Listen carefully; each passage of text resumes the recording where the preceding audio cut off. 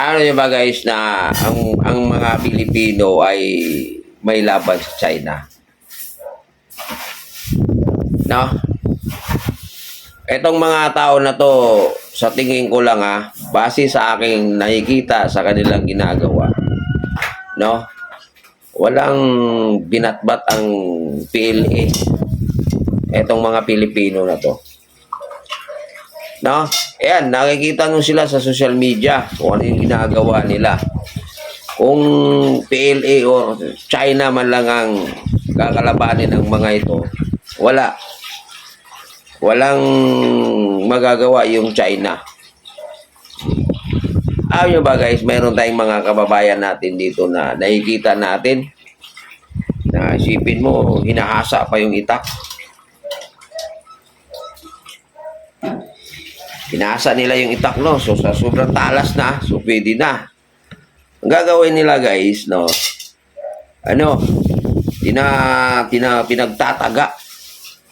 Pinagtataga yung katawan ng tao. Pero alam mo anong nangyayari? No? Hindi tinatablan. Tinataga sa hita, sa tiyan, dito sa braso, sa likod. Hindi talaga tinatablan. Kaya nasasabi ko, at itong mga tao na to, marami to sila. Hindi lang isa, ilang dalawa. Marami sila. Kalat-kalat sila dito sa Pilipinas. Kaya nasasabi ko na walang hindi mismatch ang China pagka ito yung makakaharap ng mga PLA. Ano yung PLA ng China? People's Liberation Army. Yan yung ibig sabihin ng ano nila. Army ng China, PLA. Mismatch guys. Tapos ganun. Talagang ni-slice pa yung yung hita, tsaka braso, tsaka tiyan, no? Hindi, pati leg, ginaganon, hindi tinatablan. Inaasa pa yun guys Inaasa pa nila talaga yung itak. Kaya ko nasasabi na pag ito ang nakakaharap ng China, sa tingin ko pagka naglanding ang China, yung kanilang PLA dito sa lupain ng Pilipinas, pag ito ang nakakaharap nila, sa tingin ko guys, wala nang pag-asang makabalik pa yung mga PLA sa kanilang mainland. Pag ito yung mga taong makakaharap nila, marami tayong nakikita dito. Sinubukan nila, tinitesting talaga nila. No? So, lahat naman siguro alam natin na napaka-agresibo ng China sa atin. Kaya ang masasabi ko sa China, mag-isip-isip kayo. Mag-isip-isip kayo sa binabalak nyo sa Pilipinas. Dahil pag ito ang nakakaharap nyo, no, sa gitna ng labanan, sa tingin ko hindi kayo uurungan dito. Papalag at papalag to. Kahit marami pa. Kasi marami sila Alam mo naman, milyon ang raw sundalo ng China. Diba? Tama ako, milyon. Pero tayo, konti lang. Pero pag itong mga tao na to, no, isipin mo guys, nilagari talaga yung itak. As in, nilagari hanggang sa hinasa ng maayos, no. Tapos, tinisting, sobrang talas na. Kaya may paglalagyan. So, naisip ko guys na may laban. May palag pala. Nakakapalag-palag pala. Palag talaga. Saan ka makakita? No? Tinaga. Pinahubad pa ng yung tao. Tapos tinaga dito sa braso. Dito sa liig, tinaga. Pati sa likod. Sa tiyan, tinaga. Sa dibdib, tinaga din. No? Tapos ginilitan. Ginilitan sa leeg. Hindi man lang nasugatan. Sa braso.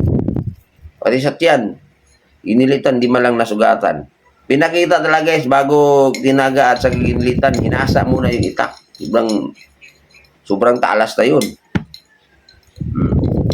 Kaya nasasabi ko na hindi pala tayo dihado sa labanan. Sila pala ang dihado. No? Isipin mo. Oh. Isipin mo. Paano kung mayroong marami yon? Basta tingin ko marami yon sila eh. Kasi kaya nila pinapakita yon sa social media para to mangingganyo ng mga kababayan natin na kumuha ng mga ganun. Para pag tinaga sila at kinilitan, hindi sila tinatablan. Oh. Di ba? Kaya may pag-asa pa tayo. Laki ng chance natin guys. Alam ko, itong mga to, gigil na to sa China eh. Gigil na to kasi Pilipino dito eh. Itong mga tao na to, malaki ang malasakit nito sa ating bansa. No? Kaya nagpaparami yan sila ngayon. Malamang alam na nila kung saan hahantong itong agresibong hakbang ng China. Kaya nagpaparami sila ngayon. Di ba? Nagpaparami sila. Ngayon, paano kung umabot yan ng mga, palagay na lang natin, nasa mga 50,000 sila. Tapos, tagain mo, hindi mo lang tinablan. Giliitan, ano mo. Hindi lang sila tinatablan. Isipin mo kung ganyang karami. 50,000. Kasi maraming mga Pilipino na engganyo sa kanila. Na, ayun, sumali sa kanila. So, bago ka pala magiging, bago ka nila bigyan ng, ibigay sa'yo, ititisting ka muna. Ititisting talaga. Itisting muna nila. Titistingin ka muna. Ikaw mismo, pag nailagay mo na yan sa katawan mo, subukan nila. No? Halimbawa ako, nasali ako sa kanila, gusto ko ng ganon, susuot ko yon at yun, tatagain yung katawan ko, liig ko, gigilitan, ganon. Ganon yun. So, yan, nakikita ko, paiba-ibang tao ang tinitisting nila eh. Padami ng padami sila eh. Malamang parang may pinaghahandaan yata to sila, itong mga to. Bibihira lang ka lang makakita ng ganyan. Kaya,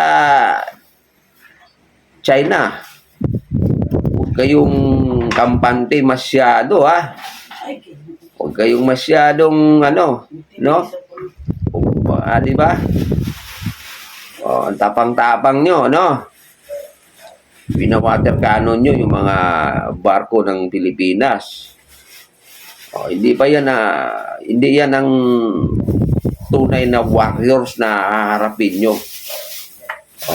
Kaya guys, ang nasasabi ko, hindi dihado. Hindi tayo dihado. Talagang papalag. Kasi